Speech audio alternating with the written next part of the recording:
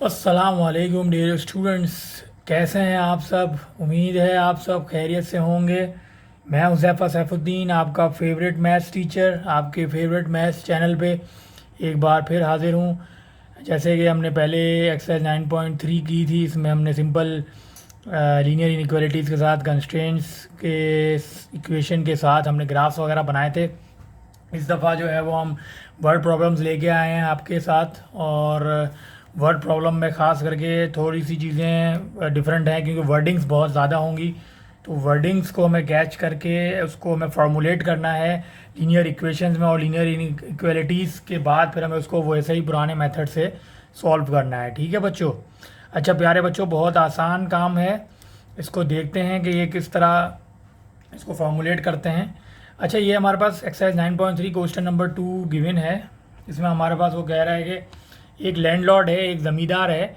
एक ज़मींदार के पास 50 हेक्टेयर्स ऑफ लैंड है। ठीक है, ग्रो करने के लिए 50 हेक्टेयर्स ऑफ लैंड है।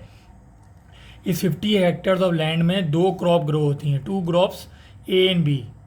ठीक है, टोटल 50 हेक्टेयर्स है और इसमें दो क्रॉप ग्रो हो रही हैं ए एंड बी। सही है। अच्छा, तो इसका मतलब जो टोटल दो क्रॉप्स होंगी वो मिला के 50 हेक्टेयर्स होगा। सही है ना? तो जो टोटल दो क्रॉप्स हैं वो मिला के 50 हेक्टेयर्स होगा। सही है। अच्छा देखो, यहाँ पे इन्होंने क्रॉप लिया हुआ ए एंड बी। सही है, यहाँ पे क्रॉप का नाम है ए एंड बी, लेकिन जो हेक्टर्स है 50 हेक्टर्स, वो जो एरिया ऑफ लैंड है, ठीक है, तो वो हमें एक अलग से लेना पड़ेगा, अलग वेरिएबल लेने पड़ेंगे। सही है। दो क्रॉप्स का मतलब क्या है? अगर मैं ये ले लूँ एक्स एंड वाई, सही है, तो मैं यहाँ पे ले लूँगा दो क्रॉप्स, यानी दो क्रॉप्स के जो हेक्टर्स होंगे, दो क्रॉप तो ए एंड बी गिवन है, लेकिन मैं हेक्टर्स के लिए यानी एरिया के लिए एक नए वेरिएबल लूँगा एक्स एंड वाई। सही है। तो दो क्रॉप एक्स और वाई मिला के 50 हेक्टर्स हम ग्रो कर सकते हैं। सही है, तो एक तो बात ये हो गई। अच्छा, दूसरी बात ये है, अच्छा बच्चों, ये हमें याद रखना है कि ये जब भी प्रॉफिट की बात करेगा, ठीक है, प्रॉफिट कॉस्ट, यहाँ पे लिखी हो प्रॉफिट या कॉस्ट या सेलिंग, प्रॉफिट कॉस्ट या सेलिंग, ये हमेशा ऑब्जेक्टिव फंक्शन कहलाएंगे। सही है।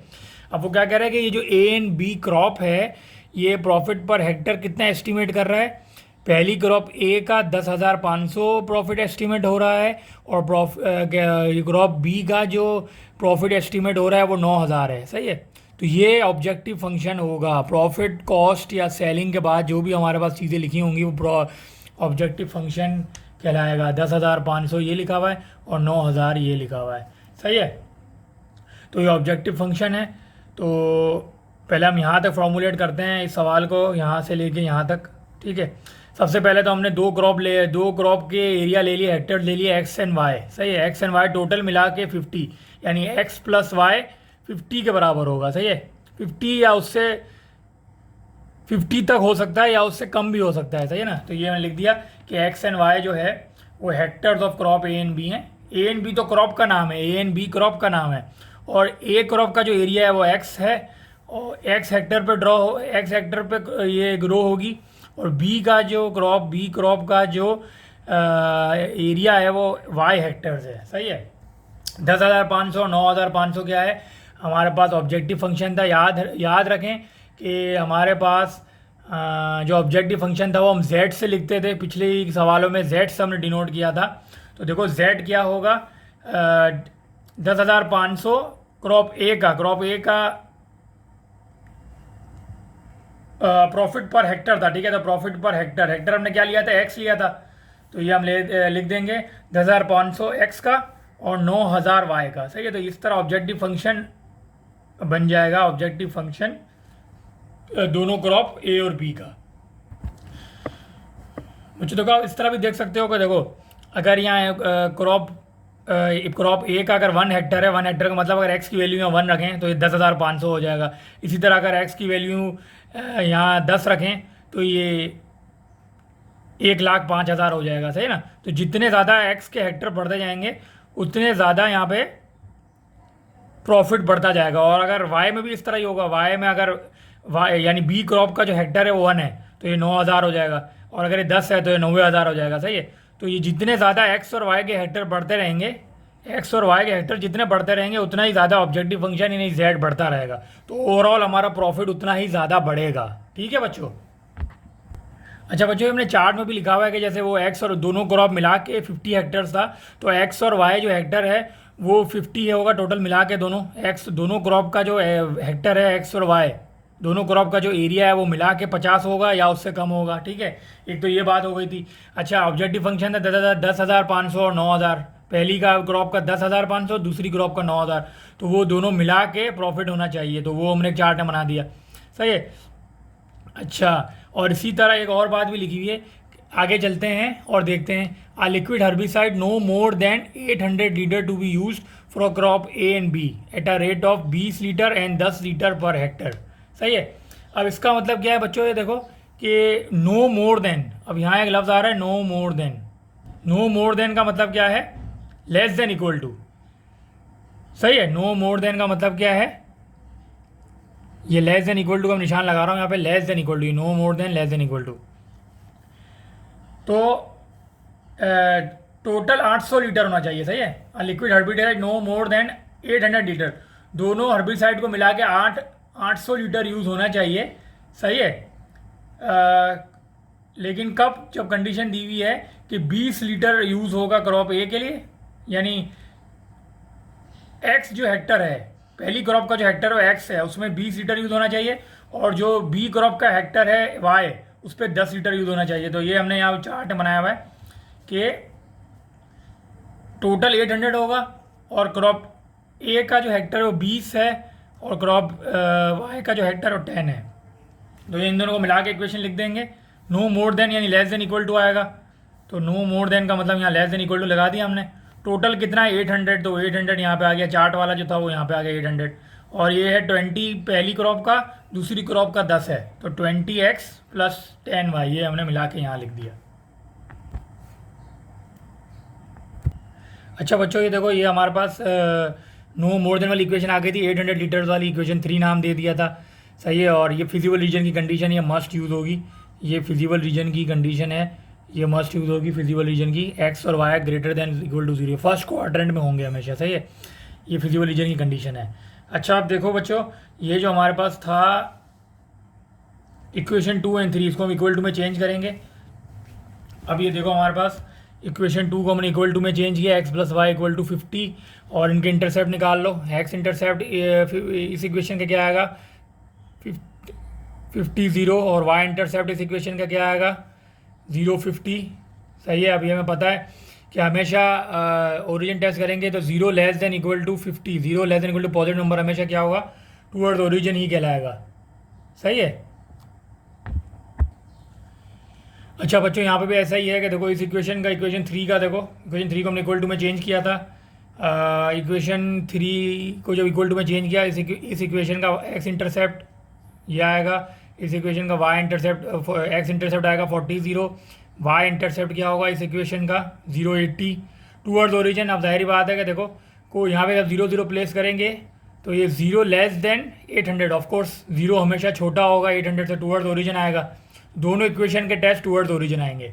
सही है। अच्छा, अब हम चलते हैं बेटा ग्राफ पे, और हम देखते हैं कि हमारे विजुअल रीजन और फिर उसके बाद कॉर्नर पॉइंट्स क्या आएंगे।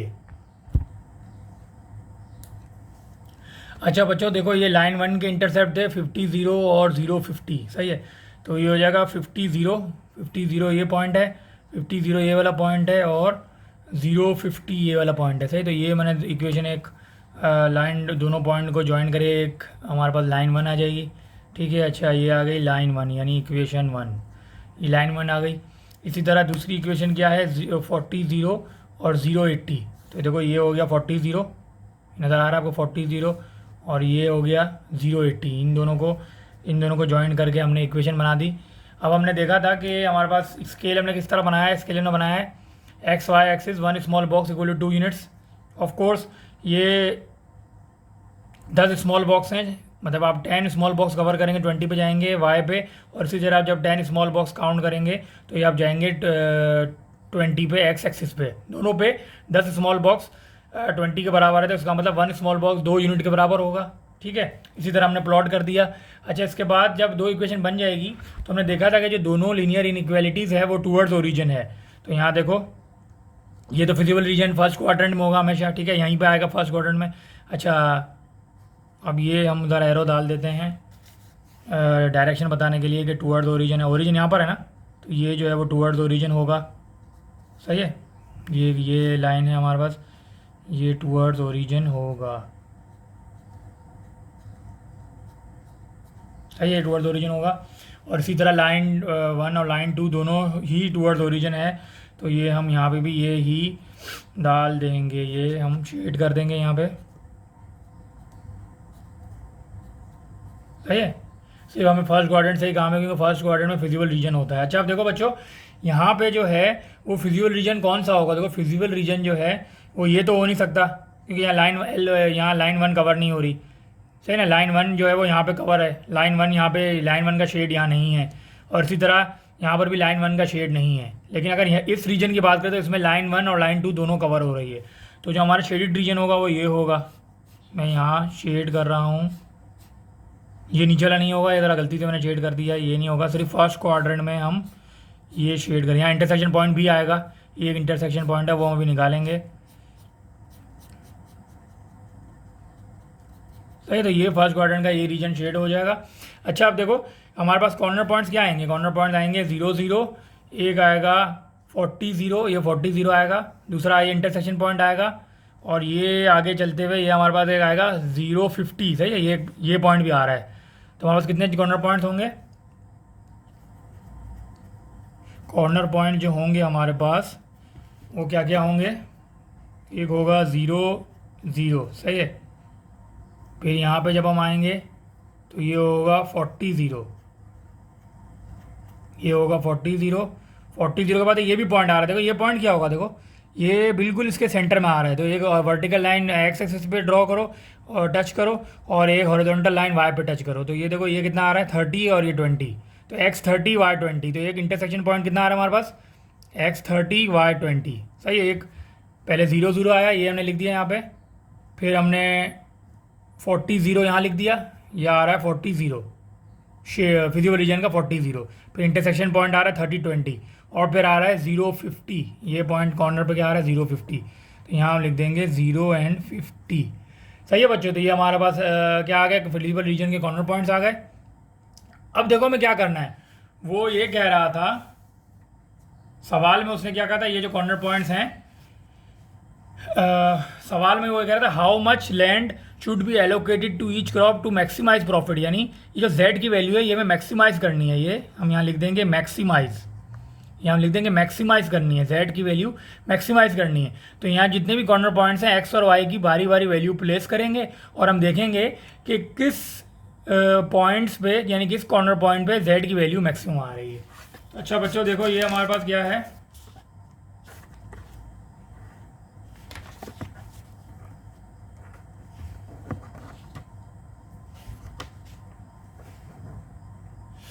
देखो ये हमारे पास क्या आ रहा था, ऑब्जेक्टिव फंक्शन था 10,500x और 9,000y, इसको हमें मैक्सिमाइज करना है। सही, मैक्सिमाइज करना है। कॉर्नर पॉइंट्स हमने देखा था क्या आए थे 0 0 4 0 30 20 और 0 50।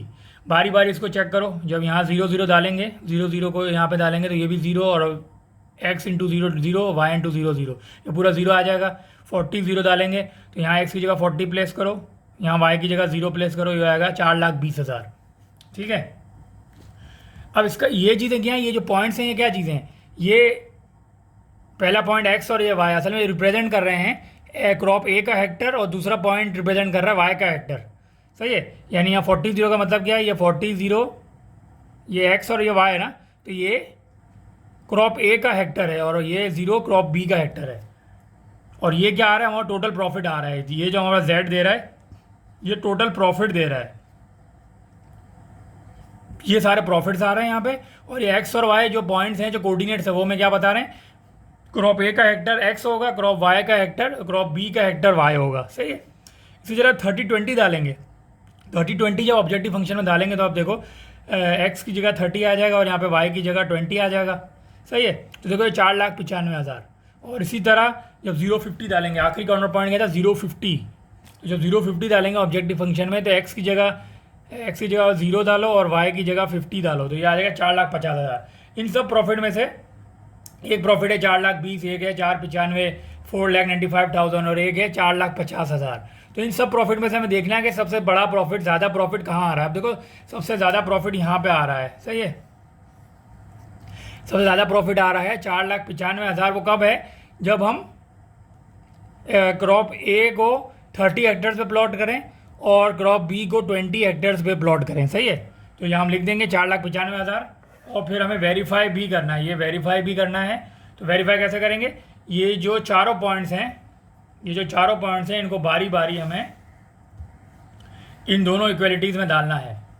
इन चारों पॉइंट्स को जब हम बारी बारी इक्वेशन 2 में इक्वेशन 3 में डालेंगे तो हम देखेंगे, सपोज करो जब यहाँ पे 40 0 है तो यहाँ 40 0 डालो, तो 40 x है और y 0 है, तो 40 is less than equal to 50, तो 40 लेस देन 50 है, ऑफकोर्स वेरीफाई कर रहा है। इसी तरह 30 20 को डालो, 30 और 20, 30 20 को यहाँ डालो, 30 + 20 50 होता है, तो 50 50 के बराबर है, तो ये भी वेरीफाई कर रहा है। 0 और 50, तो 0 और 50 डालो, 0 + 50 50 होगा, 50 इज लेस देन 50, तो ये अगेन स्मॉल इक्वल ही होगा, सॉरी 50 जो है वो 50 के बराबर ही होगा। तो ये आप इसी तरह देखना, ये चारों पॉइंट को इक्वेशन 2 में डालो। इसी तरह ये जो चारों पॉइंट्स हैं इसको इन चारों पॉइंट्स को इक्वेशन 3 में भी डालना है। तो इक्वेशन 3 में डालने के बाद अब देखोगे या तो लेस देन 800 आएगा या इक्वल टू 800 आएगा। तो इसका मतलब यही होगा कि इस फिजिबल रीजन को ये चारों कॉर्नर पॉइंट सेटिस्फाई कर रहे हैं। ठीक है बच्चों, उम्मीद है आपको समझ आया होगा। मेरे लेक्चर्स को ज़रूर एंड तक देखिए, पूरा सही है। कोई भी क्वेश्चन हो, if you do have any questions और queries, do let us know on the comment section. Till then take care, Allah हाफिज़।